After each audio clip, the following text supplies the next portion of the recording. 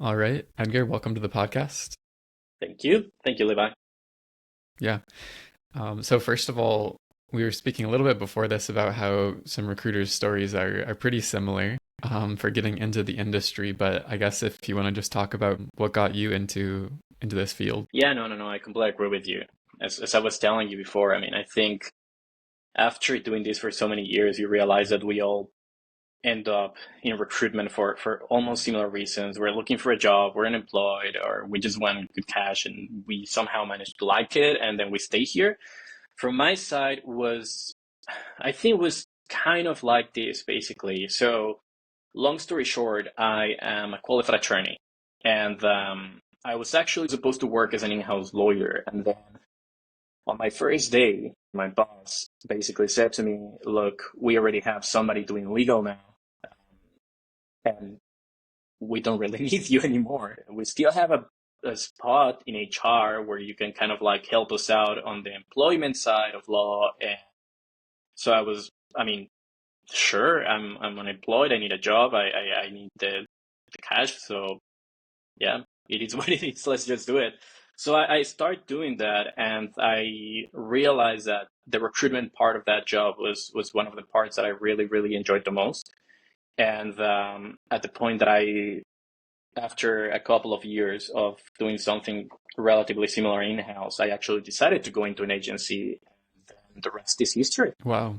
I mean, that is a pretty unique transition, I would say, going from being a lawyer um, to to becoming a recruiter. So I guess first of all, what was the kind of biggest change that you noticed between those two completely different or seemingly completely different professions? Well, I think the difference, well, there are actually many differences. At least as an in-house lawyer, you are more kind of like there to help front office.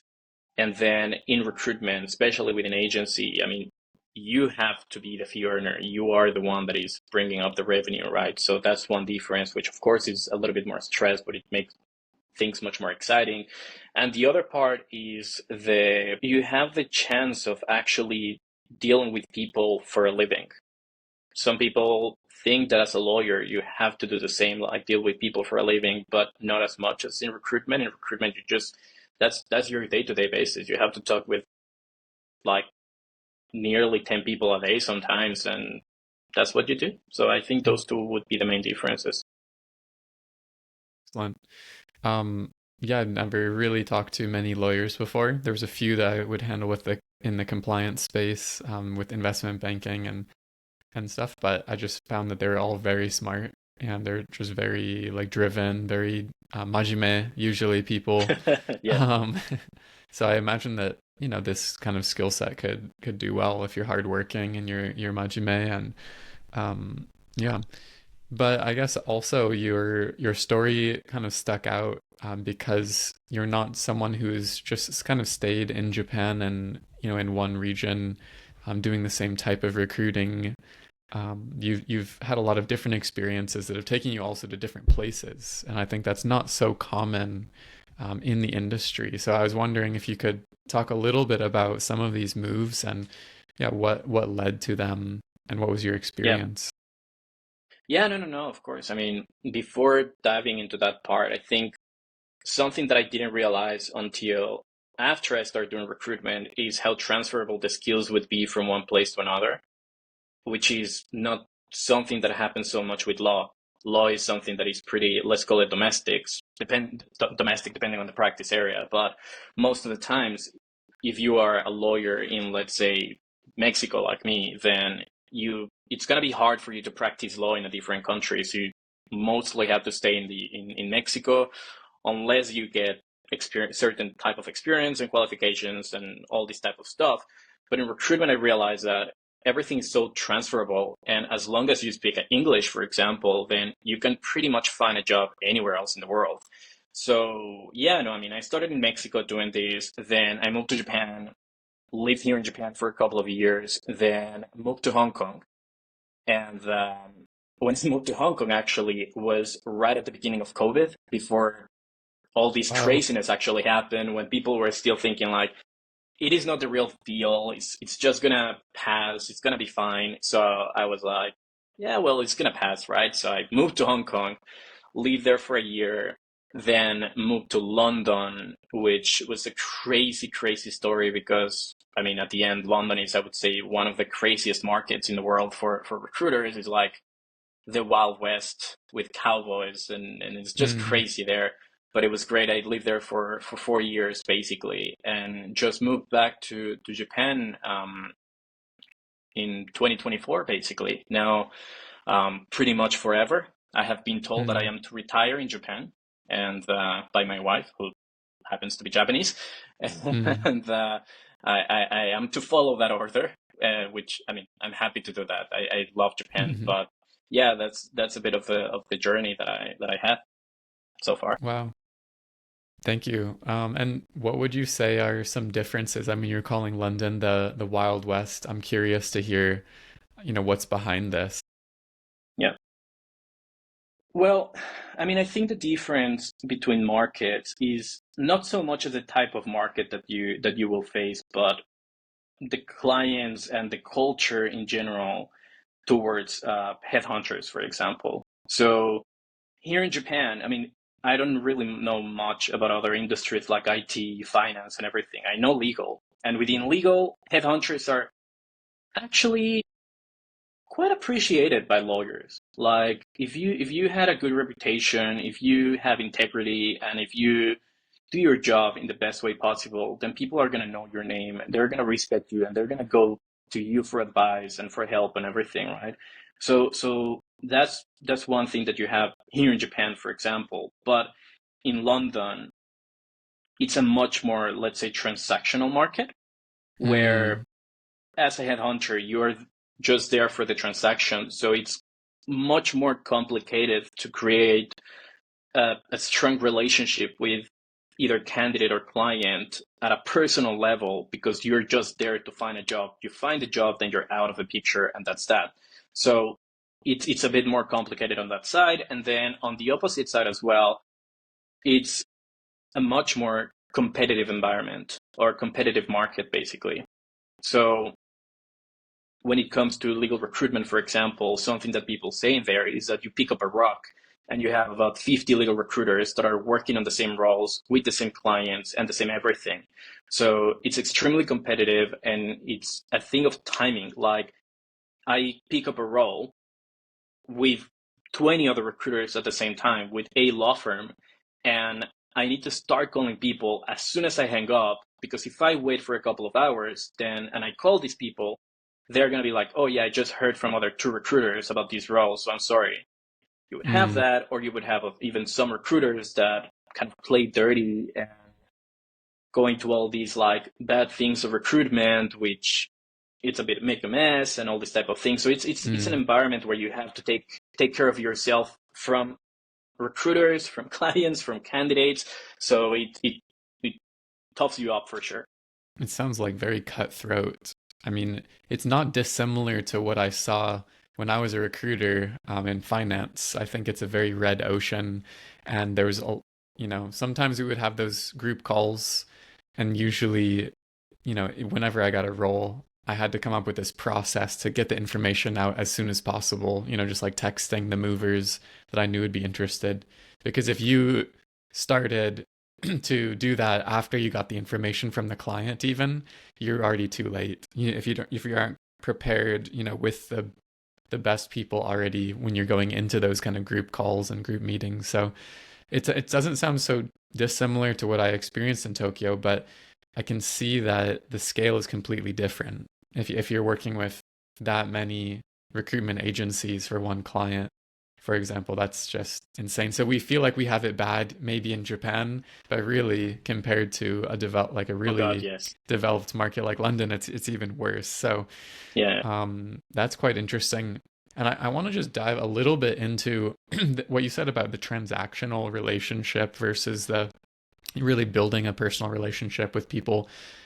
Because a lot of my clients that I'm working with, they're telling me that it's really hard to build these relationships, and they're like, they resort to just sending out the job because they're like, oh, no one responds to me anyway, so I might as well just get them the information, send them the bullet points about the job, Yeah. and follow up with them after a couple of days and see if they're interested in it. And I think there's a kind of misconception that the Japanese candidates don't want to have relationships with people, or um, in general, it's harder to get anyone to respond to you. So how, in your experience, have you gone about creating those relationships with people, especially Japanese people? Yeah, I think when it comes to Japan and Japanese people, it's a complete different world in this case. And I get why some people may think that Japanese people don't want to create a relationship, because I have been there before. I have been in a place where I feel this candidate or client doesn't really trust me, or maybe that person trusts me but doesn't really care about what I say. So I have been there before, but I think the trick, and I don't want to call it trick because it's not a thing, but the trick with Japanese people is patience. It's patience, is Mm, integrity, and is actually, how can I say, like doing what you say you're gonna do. Like, yeah, if you're one, you need to delivering. be patient because it's gonna take ages sometimes to actually get one person. No, it doesn't have to be Japanese. It can be a foreigner in Japan. Mm, It might take ages for that person to open up to you with personal information and with the like responsibility of actually changing jobs, which is not a simple thing here in Japan, especially in yeah. Japan. Like in some other countries, people change jobs every 6 months and nobody really cares about it. Here in Japan, Mm, it's not the same. So it's hard for them to trust somebody they have never ever met, hmm to get them to change from one place to another, right? So it takes a while.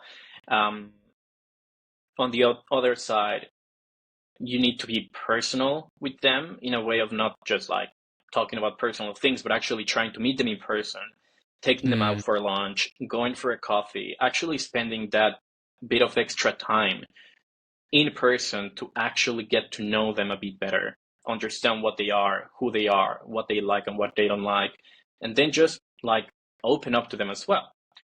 And as I said as well, do what you say you're gonna do. Something that I and again I just talk for legal, but something that I have heard from a lot of people, not only here in Japan but everywhere in the world, is a recruiter said this, and I never heard back from that person. A recruiter mm, said that he or she was going to introduce me to that law firm, and I actually realized that my CV never actually went through that law firm. So unfortunately, because of that, it's the main reason why people in general are a bit reluctant to deal with recruiters. So deliver.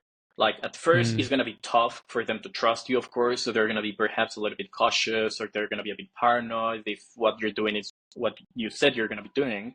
But if you deliver and if you do what you say you're going to do, then people are going to actually start opening up to you. So mm, that's one.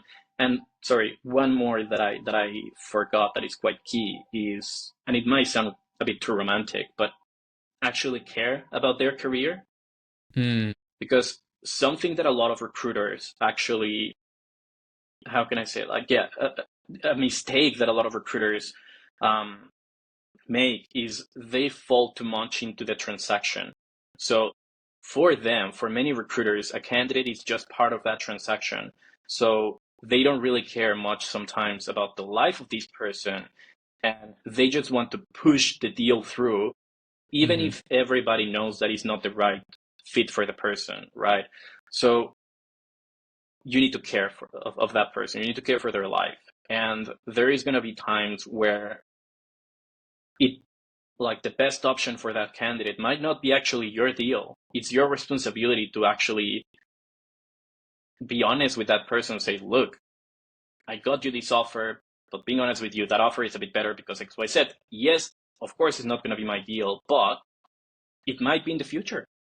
yeah. And that person is actually going to appreciate the fact that you are being honest with them. And that's something that has happened to me already a few times in the past. And Mm, I actually managed to place some of these people actually in a much better role after a few hmm years. So Yeah. yeah, That's great advice. I love how you put that as well. I guess that kind of the care a little bit falls under the integrity maybe, right?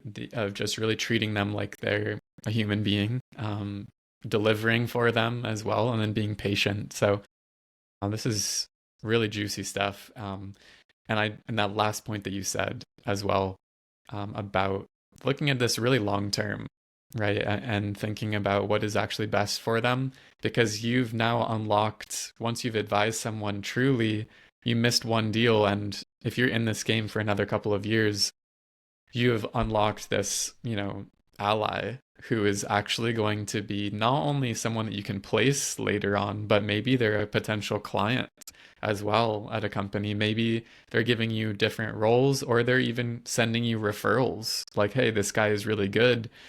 Here's a bunch of my friends and colleagues that might want to work with you. So people really underestimate, I think, how powerful Yeah, it is to just build a relationship off of truth and respect, and these things you're yeah, mentioning. It's great. and again, I get it because I have been there before, where you are actually trying to meet your own target, right? It's Yeah. like, if I don't make this placement, I'm not going to get any commission for this quarter, for this year, or Mm-hmm. whatever. So I get it. I have been there before, and Mm. it is quite stressful, or not quite, but it's really stressful because you have a lot of things to pay sometimes. So you need that deal, but you also need to understand that the life of the person that you're helping, is as important as your life, and you cannot be Mm. playing with somebody around. And one specific case to land things into reality is, when was that? About 6 years ago. Yeah, 6 years ago, I had this candidate in play with a role, and I got this person an offer. It was an okay offer, but it was not the best. And at the end, we realized, both the candidate and I, that that was not really the best deal, right? So I actually said, look, if you want to reject the offer, like, it's up to you, but if you want to reject the offer, I don't think would be a bad choice. Like, I think at some point you can get something better. And the person rejected the offer, stayed at that place for a few more years, and about a year and a half ago, actually, a year and a half ago, I placed successfully that person into their current role. And as you said, like, this role A was the perfect fit for that person, was what this person was looking for and have been looking for years. And then what happened is that A, it has been one of the biggest deals that I've closed in my entire career now. Two, I managed to place the entire team of this person afterwards. And now now this person is my client, my candidate, hopefully not for a while, and Mm. he's a good friend. So Mm. yeah, it's a long game. It's a long game, and it That's happens. It can happen. that is a great story. And I think another thing that people don't realize is that they probably would reject it anyway. They're not Yeah, stupid, right? They know that it might not be a good exactly. fit for them, and so they're likely to reject it anyway. And if you're pushing them and telling them all the reasons that they shouldn't do that, or if you get upset with them for doing it, you're burning that bridge forever, right? And in a small market, you're just going to be running out of these candidates. So, Exactly. Especially in Japan, like, something that I keep telling, and this is perhaps not a good thing, but like, especially within the legal market, mm, it's like being in high school. Everybody talks, everybody gossips, everybody knows mm-hmm, about everybody, right? So mm-hmm, you can, like, if you do something that it's, well, if you lie to a candidate or to a client, if you do something mischievous to any of them, people are gonna know. And then when you last realize, you're gonna hear from a random lawyer on the other side of town, who you have never met, that that mm. person has heard that you do these type of bad things. So yeah, I think And they're that's gonna a crazy stop. They're part. not gonna answer your calls. They're not going to be responding to your messages on LinkedIn. And yeah, this is great. I love this kind of ethical recruiter movement almost. I mean, it's been around for for plenty of time, and this is how my company that I worked for was structured, and it sounds like this is how Just Legal, as well, is kind of training people. Would you say that that's kind of the company culture, or like what something that you look for when you're hiring people, or Yeah, I think that's one of the most important parts of our culture, integrity. And that's also one of the main reasons why I agreed to join these guys at some point, because after working with so many firms in the past, I realized that many of them are the same, just with different names and Mm, different country. That's it, but they're all the same mm-hmm, sometimes. And, but something that kind of like differentiates just legal from many other places is the values. And mm-hmm, the main value for me, or the core value that actually I would like to say I feel much more in line with is integrity. Because here, that's one thing that we really care about. Like, we don't care if, I mean, obviously we care it's going to be bad, right? But like, we prefer to lose one deal than lying to a client. And that's something mm-hmm, that I have seen in a real life. Like, I have seen like people at Just Legal literally putting integrity in front of a transaction, and that I think it speaks well, or not well, but mm, fantastically about a company in general. Um, Again, comparing them to some other places where placement goes first, and it's like, yeah, if you have to push a deal through, just do it. If you have to tell these, say that to a client, mm. just go for it, but just bring these through. And that is not what how we work. That's the opposite of how we work, and that's exactly what we look from people. People that have integrity, like not just management people with a lot of drive and everything, no, but like people with integrity. That's Mm. one of the main things for us. That's awesome. And I guess I don't want to go too deep into this, but it just brings this up for me. Is that people are going to do what they're going to do, and it's our job to just advise them. So I think I don't want it to be misconstrued for people that sometimes, like for example, I had a client and they were like, "Oh, I don't want to introduce this role to this candidate, right? Or I don't want to close this candidate that wants to come to Japan because I know that this company in Japan is very risky.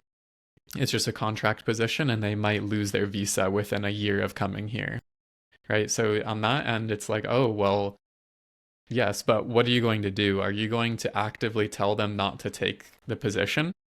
That's kind of doing a disservice to them, right? Really, your job is kind of to understand their situation, and is getting to Japan the most important thing, and they're willing to, take that risk. So as long as you're, as a recruiter, understanding their motivations and really going deep to do that, and then advising them and telling them, hey, this is the full details for this role. These are the pros and the cons. It's risky, but you've also said that this is your top priority. It's up to you to make that decision. It's not up to me. So I think that sometimes people misconstrue that integrity bit, and they're kind of pushing candidates away from every role. There's not something that's just going to be perfect for anyone. And even if there is, they might get in there and it might be a disaster. It's Exactly. it's their job to make the decision, I think. So, um, but also I think that the recruitment world needs more people that are looking out for the candidates and the clients and people with integrity. And it's great to see that your company is focused on this. Um, I want to shift a little bit to also just because, Sekkaku, you have experience in these different regions. So what does recruitment in Hong Kong look like is one question. And also I want to know, like, how difficult was it for you to get a job in Hong Kong and also get a job in London, etc. So Yeah. Well, I think, or a way to describe the Hong Kong market is actually, I would even say that it's a combination between London and Japan, in a way of like, mm-hmm, you still have the possibility of creating good relationships with candidates and clients, like be quite personal with them, even much more than in London. So that is a great thing. However, on the other side, is as competitive as it is in London, if not more, because the difference between London and Hong Kong is, in Hong Kong, for example, you're going to have, well, now, for many different reasons that I will not like just talk, of course, in this place. For many different reasons, the Hong Kong market is not as it was when I was working there or before I was working there. mm, But I would say that at least back then, you would have people based in London, Singapore, Tokyo, US, Dubai, like from many different countries, not only Hong Kong. work in the Hong Kong market. So you would be competing against people based not only within your own jurisdiction, but jurisdictions outside of yours. And that Hmm. will make things a bit more challenging sometimes. Um, so that's the only way I would describe the Hong Kong market. Other than that, it's a great market to work in. Like people tend to be quite nice. People tend to trust recruiters in general, which is fine, at least again within legal. Um, Law firms, which is what I was working with, they are the same. Like they tend to trust you. They're much used to dealing with a recruiter than in some other markets, like Mexico, for example, where a recruiter is still a bit unknown for some places. Um, so that's great. As to how difficult or easy it is to find a job in Hong Kong, nowadays, I'm not gonna lie to you, I don't know as of today, but at least back then would be relatively, I don't want to say relatively simple because it all over, of course, has its challenges, but it wouldn't be that hard. Like as long as you speak English, you have some good experience under the belt and you're willing to relocate and go with the challenge, there is always going to be one place for you. Um, in London, however, I would say that it's a bit more challenging to find a job in London, and the reason why is for visa purposes. When it comes to the UK, it's a bit different than the way it is in Japan or Hong Kong. So, for example, in Japan or in Hong Kong, if you have a working visa and you want to change jobs, you can do it easily without having to do anything with immigration other than perhaps giving them notice. Whereas in the UK, for example, if you want to change jobs with a visa as a foreigner, you have to apply for the visa again if you want to change jobs. So that's one. And two, the cost of the visa application and all these process is much more expensive than it is in Japan or in Hong Kong. So companies tend to be a bit more reluctant to bring people from overseas.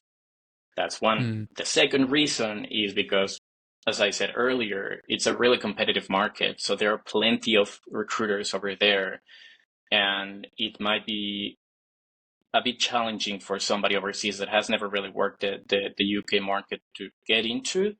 But there are certain ways that you can manage to find a job. One can be a rec to rec, and the other one can be the old school cold approaching people and finding your way into it, which is the way I basically did myself. That was actually going to be another question I asked is how would you recommend someone to get these jobs? And it sounds like you just went and cold called. Yeah, so exactly like and I'm sure, and I don't want to spoil your interview because I know that you're going to ask me perhaps for a couple of tips for more junior recruiters. But one of the tips that I was actually going to Hmm. give to Yeah. somebody, especially somebody willing to try different markets, is don't be scared of cold calling and cold messaging and cold approaching. That's something that weirdly a lot of recruiters are scared of. Not everybody Hmm. has, I don't want to say the guts, but like not everybody dares to sometimes pick up the phone and call somebody, a random stranger, or to send a message to a random stranger. Some people are still quite shy about doing that. And look, it's Hmm. fine. But in this job, you cannot be shy about that. You have to do it. And when it comes to finding a new job, I think that's the best way, you know? Like, Hmm. Just do the do job. your, yeah, exactly. Do the job. Like, do your research about the market you're interested in. So, for example, if you want to move, let's say to London, um, do your due diligence. And what it means is do your research about the market. Let's say, for example, legal. Okay, so you're a legal recruiter. Try to find which agencies are in the UK that do legal recruitment. You're going to have thousands or at least hundreds of them. Then, again, do your due diligence. You have to go to government websites and take a look at which of these businesses has a license to sponsor a visa because if unless you have a British passport, you cannot find a job there, or a BNO passport if you're from Hong Kong. Um, you cannot find a job there just like that. So, like, filter them out. And then to those businesses that have the license to sponsor a visa, then go and approach the managing director. the CEO. Like, don't be scared of doing that. It doesn't matter if we're talking about a massive global business or a tiny little boutique. Just go and approach like hiring managers in this case, like the same that we do for a living. Like, Mm. I'm not going to be shy to reach out to a partner for one of my Mm-hmm. candidates. Why Mm-hmm. why should I be shy to reach out to the managing director of a business? So that's the way they should do it. And I can tell you one example is that in one of my former places, actually in London, that's the way I got the job. It's a global business, and I reached out to the CEO, and in my mind, I was like, man, he's a CEO. He's not even going to reply to my message. And the guy Mm. actually replied within a few hours and said, hey, let's have a chat. And as of today, I still get along with him. And he says, like, nobody has ever just messaged me out of nowhere asking me for a job, and you were quite good. So, yeah, sure. So, yeah, What did you put into this message? well, I think one of the things that always worked for me, and not only for finding my job, but even reaching out to people, reaching out to clients, is not spamming people. Mm. So I actually do my research of who am I messaging, what do they do, and if it even makes sense for me to message them. Like, I'm not gonna just Mm. reach out when finding a job, like an I don't know, like a technology recruitment agency for a legal recruitment job, because it doesn't make sense, right? It's just spam. So I would do research on these people. I would see what they do, who they are, their business, everything. And I would basically say, hey, I know that this is your reality. This is my reality.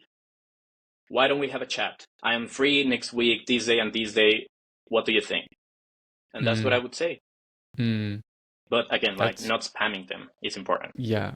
Yeah, it's kind of goes back to the caring about them.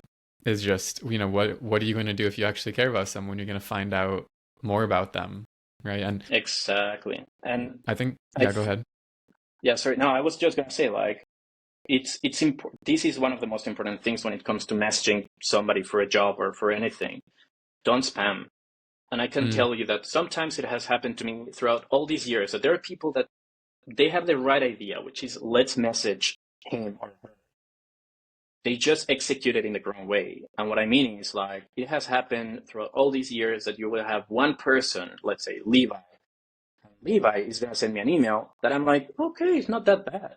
But then Mm. somehow I start getting messages from like 5 or 6 colleagues saying, hey, I got an email from Levi that blah, blah, blah. And it's exactly the same message. So it's obviously just a copy paste, which then it lowers down your credibility with that person to 100%, because it's like, okay, so I was feeling fine, but now I know that other 200 people have the same message that I got. Maybe next time, Mm. if you don't ask ChatGPT to write your message, or if you're gonna do that, at least delete the here is your here is your email as per your instruction, which some people leave. That's Yeah, funny. It's a lot of just common sense stuff, I guess, if you're just going to reach out to someone to try to build a relationship anyway, right? And I think the part about being afraid to reach out to someone also, like what's the worst that can happen? This is what we do as recruiters. This is even just practice for you. So really, really solid advice, I would say.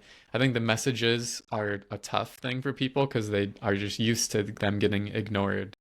But I think oftentimes it's not that they're even getting ignored. They're actually your emails and LinkedIn mails are getting read, but they're just not that interesting because you're talking about yourself instead of talking about them, right? And doing that research seems to be quite important to get someone's attention, especially if it's someone who's quite senior. You want to take the time to craft something that they're going to respond to.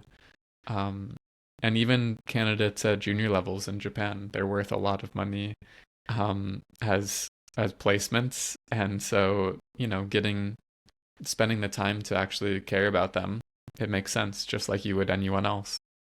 yeah, that's correct. Um, is there any other tips or really anything else that you want to share before we wrap this up? Well, I mean, I think that that was one of my main tips. Like, not being scared of the phone as well. And this is more on a day-to-day basis. I have been meeting with a lot of recruiters throughout these years, and when it comes to hiring people for my team, for example, and I ask them, how did you find your candidates? Or how did you get your candidates? And most of them will say LinkedIn, LinkedIn, LinkedIn. Okay, well, how about cold calling? Do you do cold calling? Yeah, I cold people. I cold call people from my database. Yeah, that is not really cold calling. What about really cold calling? Like talking to somebody that nobody from your agency has ever met. Like, I don't know, law firms, for example, they have all their people listed on their website for you to just Mm-hmm. like call them basically. It's like, it sounds so Mm-hmm. bad, but it's like a menu for us, you know? It's like, okay, so I don't know this guy. We've never met Yeah. with them. Okay, let's call, you know? People are really scared of that. I don't know why. Mm. Well, for rejection and everything, but don't be scared of calling people. The worst that can happen is them saying, I'm not interested, and that's it. It's not the end of the world. They move on, Mm-hmm. you move on, that's it. So don't be scared of the phone. Don't be scared of that. And I think the other one is with what we discussed earlier, care about people. Like, this is not just a transaction for them, this is their life. And you or them landing any role will change their life, the life of their families. It might mean that they will be able to afford a new house, or that they will not be able to afford the bills after a few months if they get fired. Like, it's their life. So I Mm. would say treat candidates and clients equally, um, in the way you would like to be treated by a recruiter yourself. So it sounds too romantic, but that's I think the way, especially young Mm. recruiters should mold their careers in recruitment. Mm-hmm. Mm-hmm. I think that's brilliant. I think kind of the only argument that I've heard kind of against this is that people in some firms are they build these relationships, but what's more important to them than anything else is just having that information, because information is power. If you're that recruiter who's going to provide them with that perfect role and that perfect information when they need it, then it doesn't matter.